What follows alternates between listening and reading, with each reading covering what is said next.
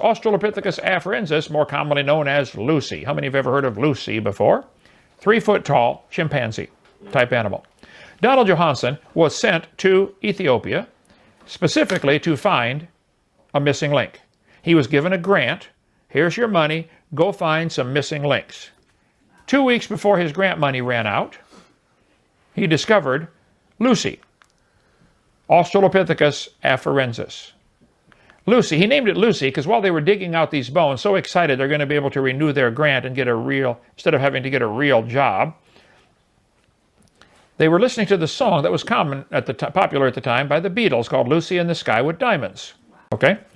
Typical Lucy's skull shown in the textbooks. How do you get detailed skull from so few bone fragments? Lucy, a marvelous specimen, accessed a couple days ago. Really?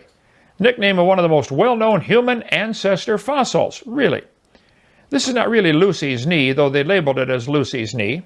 It was found a year earlier, 70 meters lower and a mile away. National Geographic calls it Lucy 5 times. And it's not Lucy. Talk Origins did an article about Lucy's knee joint, claiming us Christians don't know what we're talking about.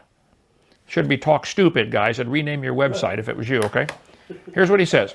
Creationists have been making the claim that Donald Johanson found the knee joint of Lucy, a 40% complete skeleton of the species Australopithecus afarensis, in a location 60 to 70 meters lower in the strata and 2 to 3 kilometers away. They have sometimes gone on to add the claim that only under questioning did Johanson admit that the knee was found over a mile from Lucy. Okay, talkstupid.org, pay attention. The knee joint from Hadar. The discovery, November 74, was a nearly complete 3 million year old skeleton. Nearly complete, they found 40% of it, okay? Nicknamed Lucy. Overshadowed a quite remarkable find 12 months before. What did they say? They found it a year earlier? Okay. In 1973, Donald Johanson found 2 fragments of fossilized bone.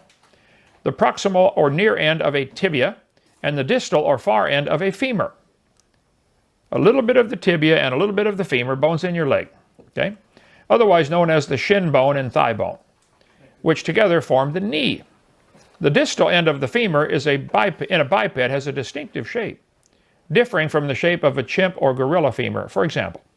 When this find, the knee joint, was dated at 3 million years ago, Johanson knew he had found the oldest, at that time, evidence of bipedal. He could walk upright. Lucy confirmed this a year later. He found 2 little scraps of bones and said, this proves this creature walks upright. Again, I would point out, you don't know it had any children, let alone different children, okay? Being a more spectacular find, Lucy caused us to lose sight of how groundbreaking the discovery of the knee joint was. They are admitting the knee joint was found a year earlier, a mile away, and it's not related to Lucy. That's what we've been saying. The Lucy skeleton is supposed to be an intermediate between ape and man. There's been a lot of discussion of Lucy's knee joint by creationists and much misunderstanding. The best I can now determine is that there were 2 knee joints, one found nearby and one far away. The one far away was found 2 to 3 kilometers away from the skull and 60 to 70 meters deeper in the strata. Dr. Johanson does not claim that the knee joint belonged to Lucy. Instead, it was part of another fossil he found sometime earlier. He does put them together logically, though, claiming that they were of the same species. We are right. You guys that talk stupid are wrong. Okay? Notice a smile. But National Pornographic has the human knee and the ape knee and Lucy's knee showing the difference. He said the femur was angled, proving Lucy is becoming a human. Okay. So the femur goes off at an ape. If you look at their leg, the lower bone of the leg and the upper bone are in a straight line. On a human, your leg comes up and then angles off to the side because your hips are wider than your knees. When you walk, your hips are wider than your knees. Well, tree climbing monkeys have an angled femur. So the fact that the femur, the head comes off at an angle does not prove it's becoming a human. You might have found a tree climbing monkey. Hello. And just because the bones are slightly bigger, look at this, boys and girls, the bones are slightly bigger than a regular ape. Okay. The bones of a Clydesdale are slightly bigger than a regular horse. Does that prove it's becoming a truck? There are big horses and little horses today. St. Louis Zoo put human feet on the Lucy display. Not a single foot bone was found. The purpose of this display is not for education, it's for indoctrination or propaganda. Amen. That's all it's for. David Menton at Washington University near St. Louis said, the statue is a complete misrepresentation, and I believe they know it's a misrepresentation. I kind of avoid the big words. I'd say it's a lie. The director of the zoo responded, zoo officials have no plans to knuckle under. We cannot be updating every exhibit based on every new piece of evidence. We look at the overall exhibit and the impression it creates. We think the overall impression this exhibit creates is correct. Well, Bruce, what impression are you trying to get across? You're trying to impress all the kids that come through your zoo that we came from an ape-like ancestor by lying to them, saying Lucy had human feet. Now, they found footprints in Laetoli, a whole string of footprints. They were perfectly normal human footprints in the ash. But the ash had already been dated at 3.75 million years old, way too old for humans. The footprints are described as remarkably similar to those of modern man. The form of his foot was exactly the same as ours. Weight-bearing pressure patterns in the prints resemble human ones. Footprints so very much like our own. This is Mary Leakey, who believes in evolution. They find these footprints in the ash. Fossilized footprints were preserved in volcanic ash at 3.6 million year old Tanzanian site in Laetoli.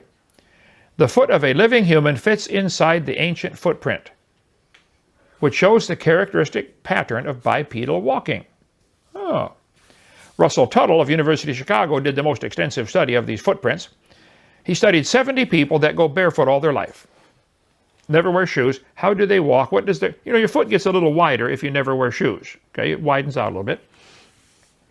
He found that the 3.5 million year old footprint trails at Laetoli Site G resemble those of habitually unshod modern humans. None of their features suggest that the Laetoli hominids were less capable bipeds than we are. If the footprints were not known to be so old, watch this carefully. If we didn't know that they were this old, we would readily conclude they were made by a member of our own genus. They studied the castor, the camber, the stride, the way your foot splays out a little bit when you walk, distance between, stride, all that stuff, and said, man, these are perfectly normal humans. The problem is they're too old. So National Geographic put dark-skinned ape-like creatures on top of this. They didn't find a single bone. How do you know it's got dark skin? From its footprints. And they added the toe separation. Wow. Your big toe and all your toes line up. Your thumb sticks out to the side. Monkey's toe sticks out to the side. Not like Ray Comfort's foot, which are all lined up like mine, okay? Why did they add the toe separation? They're lying to the kids to help them think, well, this is slowly becoming human, because the evolution of the foot is a real problem. All kinds of special muscles and bones and ways it has to move to be able to grab things that you don't have. Monkeys can hang upside down from a tree branch by their back feet. You try that. Pick a low branch would be my suggestion, okay? Lucy's new fossil cousin shows path to human walking took many turns. They found a few bones and said, wow, this is proof the foot evolved. Lucy's fossil cousin. I see. Okay. Does anybody else find the caption under the foot image odd? We have 8 fossil bones from a foot, and they happen to be identical to a common gorilla foot. But it's confidently asserted that the fossils are not from a gorilla. I can't smell or taste it, but it sure looks like fossil bones from a gorilla. So where does my logic break down? Either way, it seems like a rather weak foundation to build a conclusion or a conclusion on, pun intended. You find 8 bones that are identical to gorilla foot bones, and yet you conclude this is a part of the human evolution. This is the type of propaganda kids have to face every day. Every day. National Geographic ran an article showing all the ancestors of humans, but every one of them has human feet. Don't they? This is called deception. It's called lying. The various Australopithecines are indeed more different from both African apes and modern and humans in most features than the latter are from each other. They're not a missing link at all. Lucy might still be alive in Sumatra. There's an ape-like creature that walks upright some of the time. Monkeys can walk up on their back 2 feet. They don't like it. It's not comfortable for them usually.